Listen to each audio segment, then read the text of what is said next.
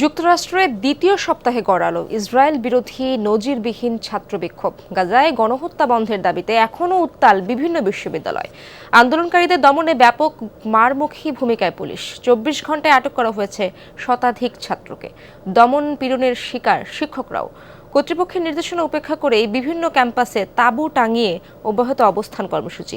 কিছু কিছু এলাকায় সড়কেও চলছে মিছিল। সাম্প্রতিক ইতিহাসে এত বড় ছাত্র আন্দোলন দেখেনি যুক্তরাষ্ট্র। ক্যালিফোর্নিয়া থেকে বোস্টন, নিউ ইয়র্ক থেকে ওয়াশিংটনে একের পর এক বিশ্ববিদ্যালয় সামিল হয়েছে গাজায় গণহত্যা বন্ধের দাবিতে। বিশ্ববিদ্যালয় থেকে বহিষ্কার, হুমকি ধামকি, ধরপাকড়ের পরও ঠেকানো যাচ্ছে না শিক্ষার্থীদের। যুক্তরাষ্ট্রের সীমানা পেরিয়ে আন্দোলন ছড়িয়েছে ইউরোপ ও অস্ট্রেলিয়াতেও।